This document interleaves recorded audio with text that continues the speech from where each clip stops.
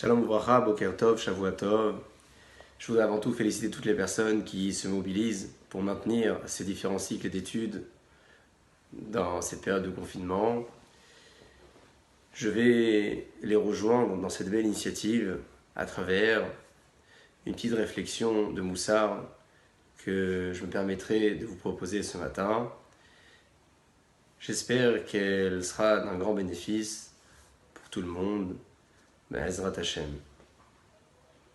Sans vouloir commenter l'actualité, ce qui se passe et ce qui se déroule dans le monde actuellement, je crois que nous avons tous été inondés par cette multitude d'informations qui circulent,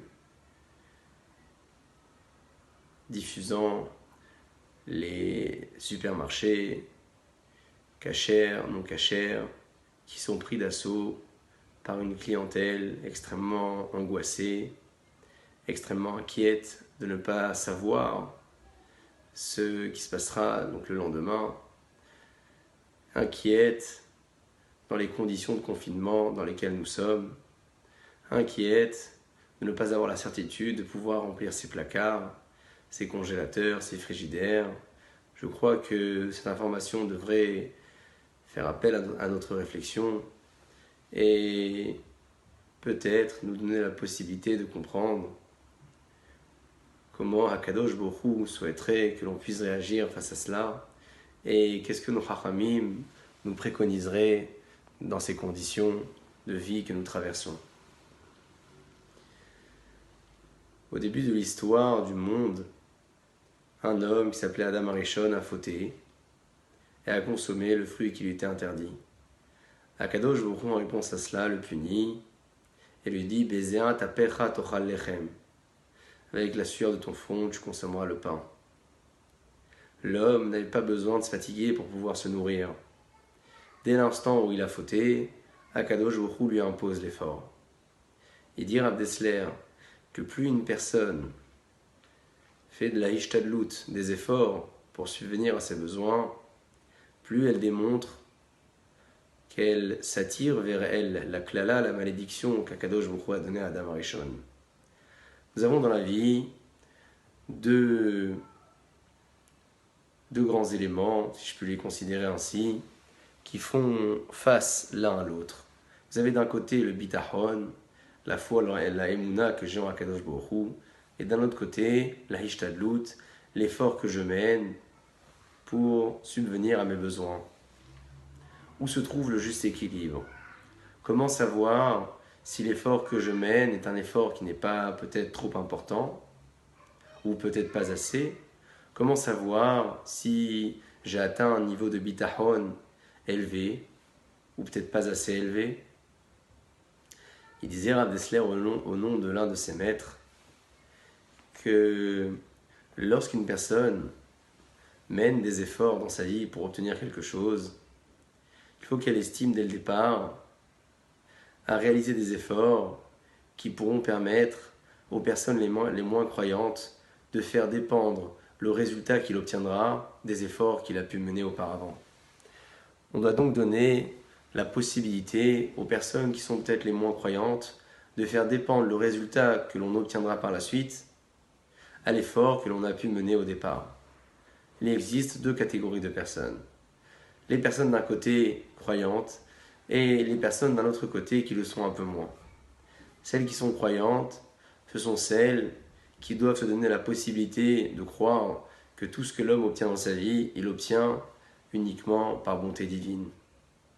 Ceux qui le sont un peu moins, ce sont ceux qui vont tout faire dépendre Bedarkei Teva, sur ce qu'on appelle aujourd'hui la loi de la nature. La nature fait bien les choses, la nature veut que lorsqu'un homme fournit un effort, il obtient de cet effort-là un résultat.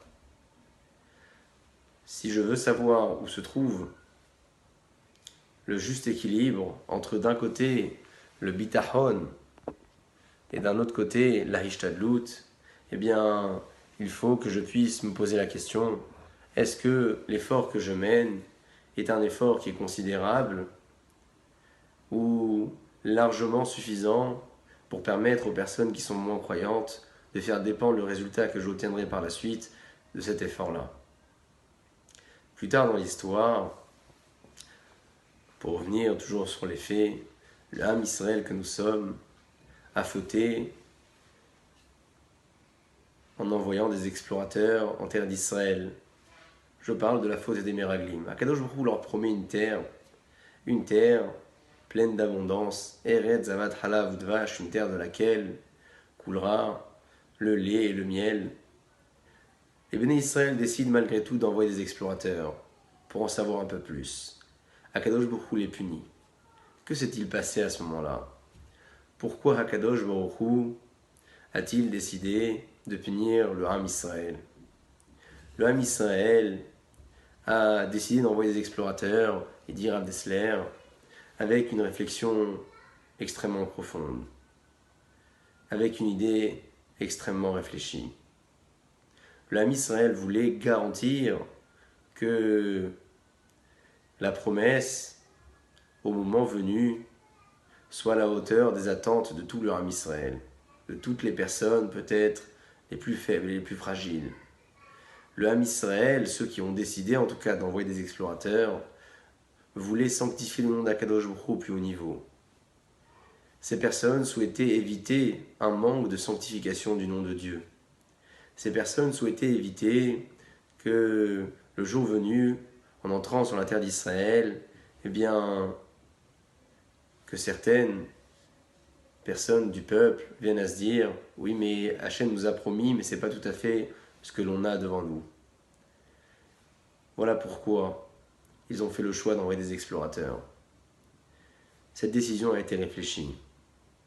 Malgré tout, Akadosh Baruch Hu décide de les punir. Il s'agissait ici en réalité d'un manque de confiance et de foi à Akadosh Baruch Hu.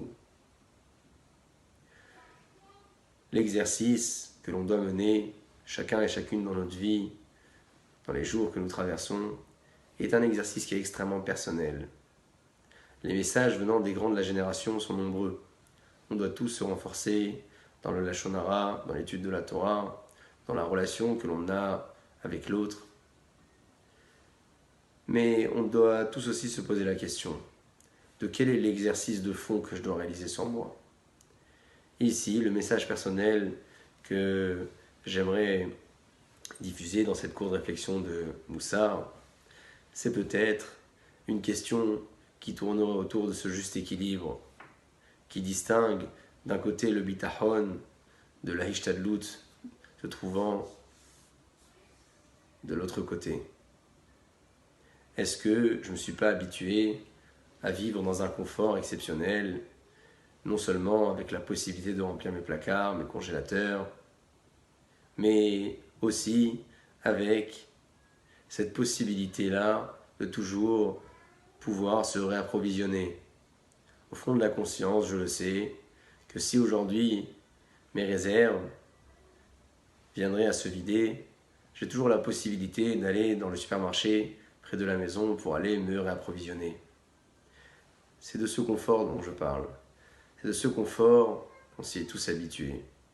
C'est ce confort-là aujourd'hui qui pourrait éventuellement manquer à certaines personnes et être à l'origine du mouvement de panique et d'anxiété qui s'installe peu à peu dans toute la population. Comment je vais faire si je n'ai pas la possibilité de faire mes courses dans 3 jours, dans 4 jours? Voilà pourquoi beaucoup de monde s'inquiète. Peut-être qu'Akadosh Baruch Hu souhaiterait que l'on puisse essayer de remonter un petit peu notre niveau de bitachon, essayer de faire baisser légèrement notre niveau d'ishtadlut. Ça ne veut pas dire qu'on doit attendre que la plaque d'œuf vienne de l'étage du dessus, que les paquets de pâtes nous surviennent des fenêtres. Non. Ça veut dire que même en faisant les efforts que l'on fait pour pouvoir se nourrir, se donner à ses besoins, au moins qu'on n'ait pas cette forme d'inquiétude qui s'installe en nous.